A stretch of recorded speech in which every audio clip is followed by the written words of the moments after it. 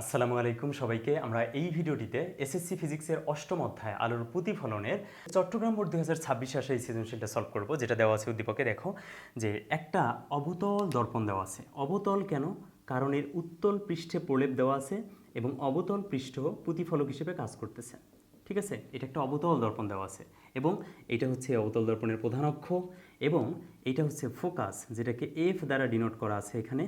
এরপর এটা হচ্ছে সি, সি হচ্ছে সেন্টার।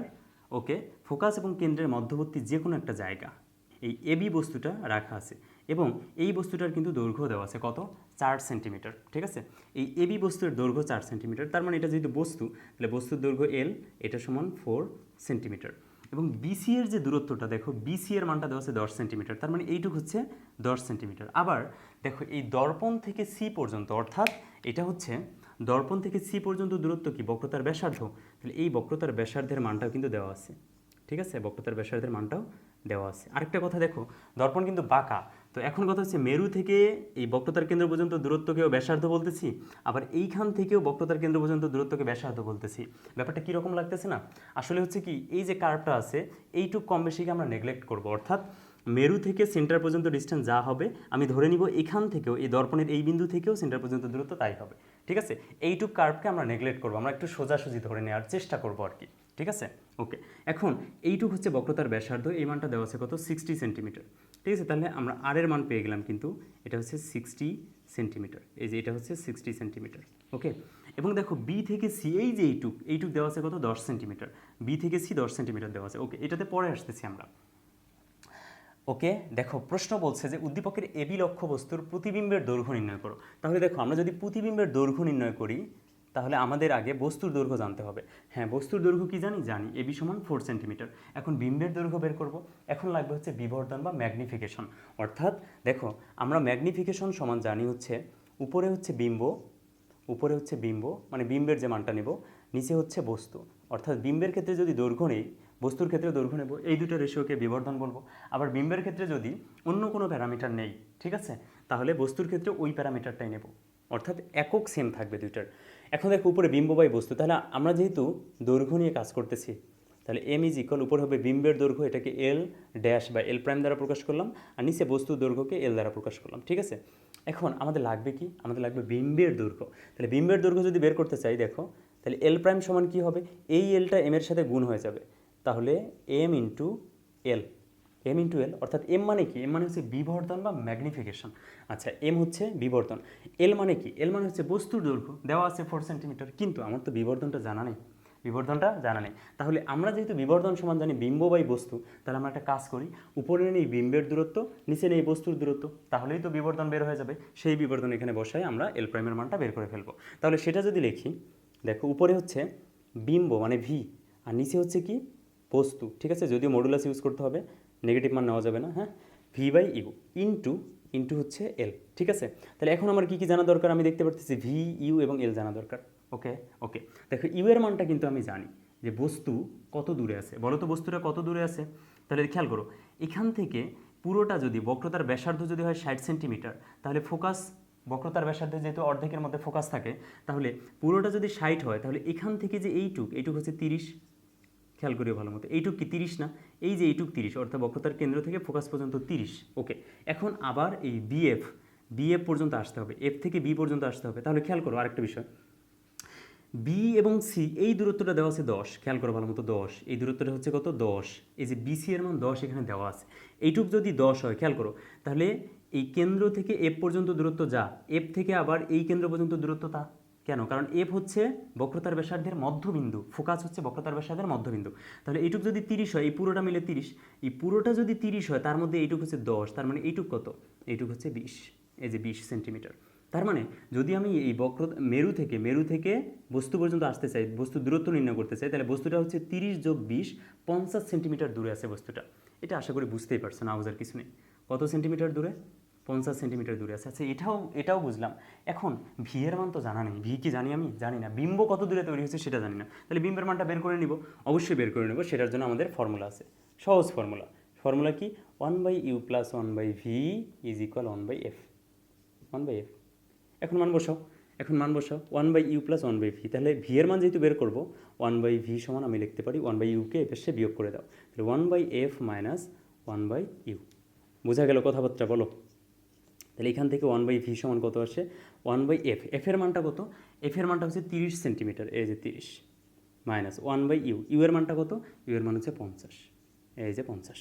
তাহলে এখান থেকে আসতেছে 1/v ইজ ইকুয়াল 1/30 মাইনাস 1/50, এটা ক্যালকুলেটরে ডিরেক্ট উঠাবা, ঠিক আছে। 1/30 মাইনাস 1 কি বলতেছি 1 30 50 বাংলিশ ইংরেজি সব মিক্স করে 1/75, 1/75। তার মানে এখন দুইটাকেই যদি উল্টাও তাহলে ভি কত হয়, ভি সমান 75 সেন্টিমিটার, ঠিক আছে। ভি সমান কত সেন্টিমিটার, ভি সমান 75 সেন্টিমিটার। ওকে, এখন ভি যেহেতু 75 সেন্টিমিটার, তাহলে বিম্ব কত দূরে তৈরি হয়েছে, 75 সেন্টিমিটার দূরে তৈরি হয়েছে, সেটাও আমি পেয়ে গেলাম। তাহলে এখন সব মান আমি পাইছি, এখন যেহেতু সব মান পাইছি মানগুলো বসাই দেবো। ভি এর মান কত, ভি এর মান 75, ইউ এর মান কত, ইউ এর মান হচ্ছে আমাদের 30 যোগ 20 50, এই যে 50 গুণন এল, এল হচ্ছে বস্তুর দৈর্ঘ্য কত 4, সবগুলো কিন্তু সেন্টিমিটারে। দেখো 75-এর সেন্টিমিটার 50-এর সেন্টিমিটার কাটা যায়, কিন্তু 4-এর সেন্টিমিটার তো থাকে, তার কারণে এই পুরোটা হবে সেন্টিমিটার ইউনিটে আমাদের বিম্বের দৈর্ঘ্য, বুঝছো।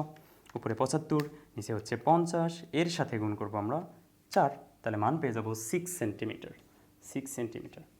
দ্যাট মিনস আমরা একটা বর্ধিত বিম্ব পাবো। আগে ছিল 4 সেন্টিমিটার, কোথায় কোথায় কোথায় কোথায় কোথায়, এই যে দেখো আগে ছিল 4 সেন্টিমিটার, এখন পাইছি 6 সেন্টিমিটার, তার মানে কি এখন বর্ধিত মানে বড় একটা বিম্ব পাইছি।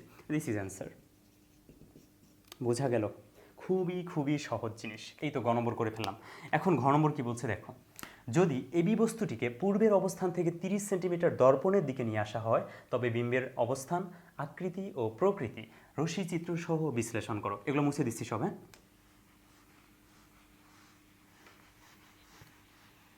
দেখো ঘ নম্বর কী বলছে,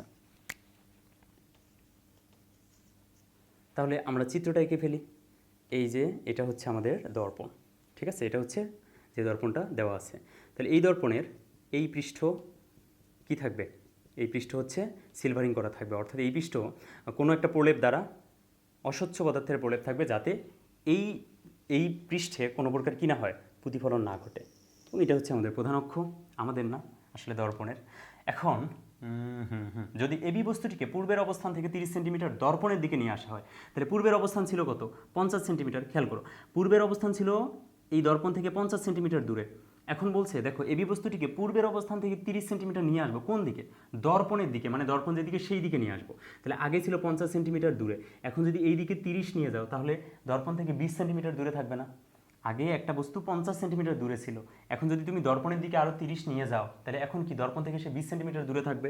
এটা বোঝার কথা, এটা না বুঝলে পড়াশোনা বাদ দাও, ঠিক আছে।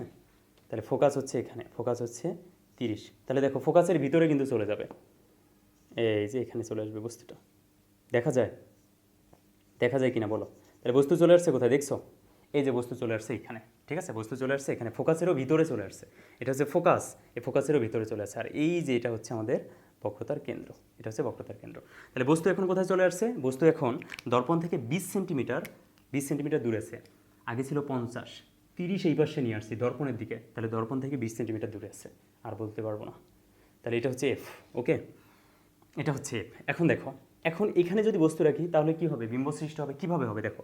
শর্ত হচ্ছে প্রধান অক্ষের সমান্তরালে আপতিত আলোকরশ্মি প্রতিফলনের পর প্রধান ফোকাস দিয়ে যাবে, এই তো চলে যাচ্ছে, প্রধান ফোকাস দিয়ে চলে যাচ্ছে, প্রধান অক্ষের সমান্তরালে আপতিত আলোকরশ্মি প্রতিফলনের পর প্রধান ফোকাস দিয়ে যাচ্ছে, ওকে। আরেকটা হচ্ছে বক্রতার কেন্দ্র বরাবর আপতিত আলোকরশ্মি একই পথে ফিরে যাবে, এই যে বক্রতার কেন্দ্র বরাবর আপতিত আলোকরশ্মি, তাহলে এই আলোকরশ্মিটা দেখো বক্রতার কেন্দ্র বরাবর আপতিত হলো, আগে মনে করো আগে এইটুক নাই, এইটুক মনে করো বাদ দাও। প্রথমে কি হয়েছে, প্রধান অক্ষের সমান্তরালে আপতিত হয়েছে, এই যে প্রধান অক্ষের সমান্তরালে আপতিত হলো, সমান্তরালে আপতিত হয়ে প্রধান ফোকাস দিয়ে আসতেছে, বাস। আবার বক্রতার কেন্দ্র বরাবর আপতিত হলো, তো বক্রতার কেন্দ্র বলতে এই দিকে তো আর আপতিত হবে না, এই দিকে তো দর্পণ নাই, তাহলে আপতিত হবে কোন দিকে, এমনভাবে আপতিত হবে মনে হবে সে এই বক্রতার কেন্দ্র থেকে আসতেছে, ওইভাবে আপতিত হবে।